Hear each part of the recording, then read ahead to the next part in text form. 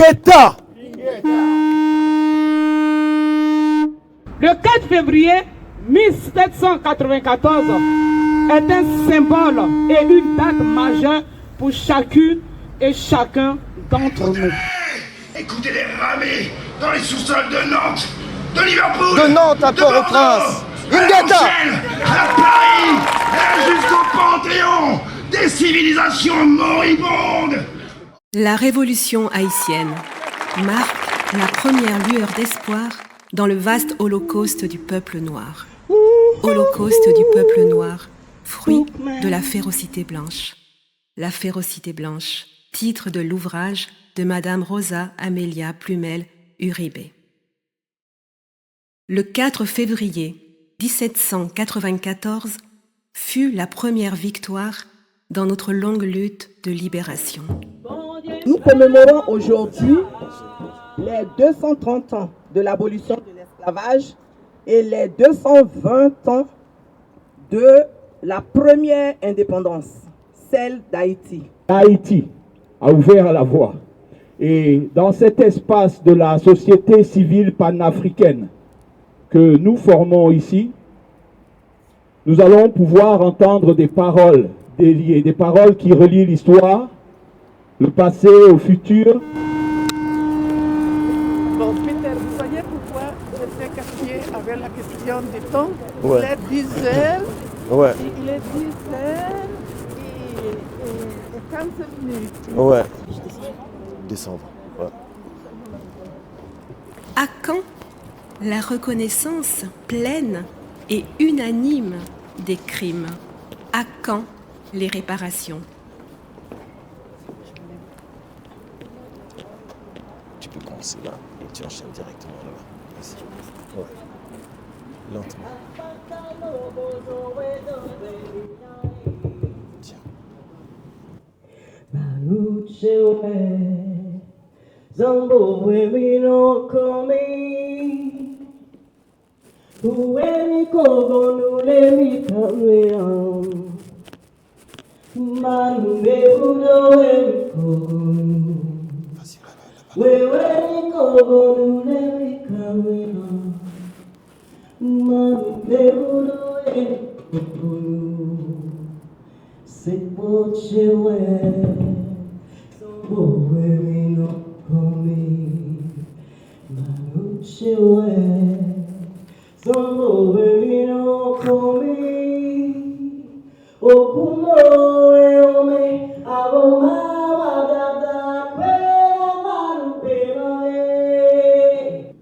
Nous avons un mémorial qui célèbre une France qui abolit avec la passerelle Schœlcher, mais il n'y a aucune trace, aucune mention de la parole qui dit que la France veut l'esclavage, qu'il y avait une codification de l'esclavage.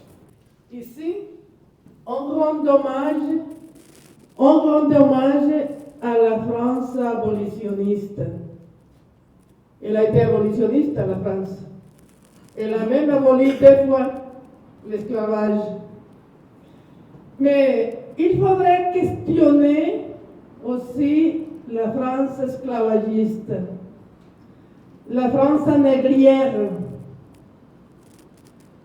la France colonialiste, sachant que le colonialisme est une entreprise criminelle de déshumanisation et que la République française, non seulement elle était colonialiste, mais il a gardé et elle conserve jusqu'à nos jours des pratiques colonialistes. Donc, je crois que c'est bien de rendre hommage à la France abolitionniste, mais il faut aussi, j'insiste, questionner cette France esclavagiste qui a été la première à codifier, à légiférer, à légaliser juridiquement le génocide le plus glacé de la modernité. En 18 1803, toute seule l'ouverture est amené à Nantes comme prisonnier d'État. Pour terminer avec son tonax, c'est aussi le temps de sa déchéance. Et quand on regarde les archives, notamment son courrier qu'il adresse à Joseph Bonaparte, eh bien, la cabale vient de Nantes, dont les Nantais ont fait tomber ce tombe, notamment la famille Lapointe, une famille nantaise, qui ont donc fait tomber ce tombe parce qu'on ne lui a jamais pardonné ses paroles. Voilà, je termine là-dessus par le mot pardon. Celui qui a créé l'intolérable n'a pas été pardonné à Nantes. Et tout seul l'ouverture, on va le savoir, a été puni. Son collaborateur est parti du fort de Joux. On lui a fait traverser toute la France pour venir être emprisonné à Nantes. Donc ce monsieur aussi, quoi qu'il ait fait, ces déclarations n'ont pas été acceptées ici. Et il a payé cher. Voilà, intolérable, mais ne l'oublions pas aussi, l'héritage des exilés, des réfugiés. Ne l'oublions pas aussi l'héritage de la liberté. Ne l'oublions pas aussi l'héritage de la rancœur. Voilà, Ingeta. Ingeta.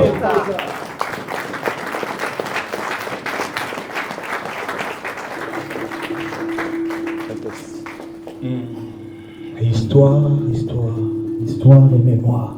Ce camp de concentration à ciel ouvert, qu'était l'île de Saint-Domingue, a vu l'extraordinaire et inimaginable victoire d'un soulèvement pourtant matériellement impossible au vu du rapport de force.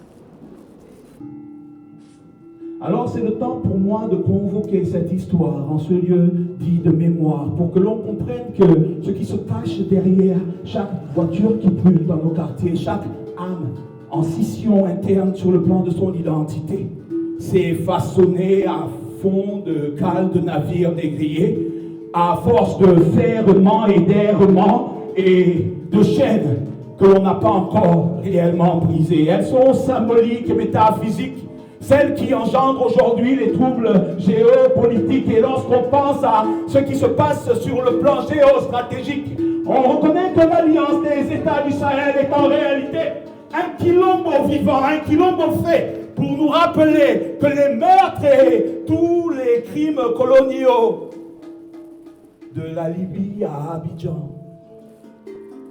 Alors aujourd'hui, plus que jamais, histoire et mémoire, faites donc chair en chacune et en chacun de celles et ceux qui ici marchent pour porter cette lumière qui n'a pas de couleur mais qui vient simplement de la hauteur et de la valeur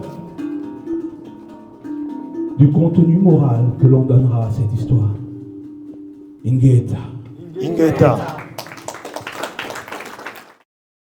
Je voulais rebondir sur le mot intolérable. Intolérable.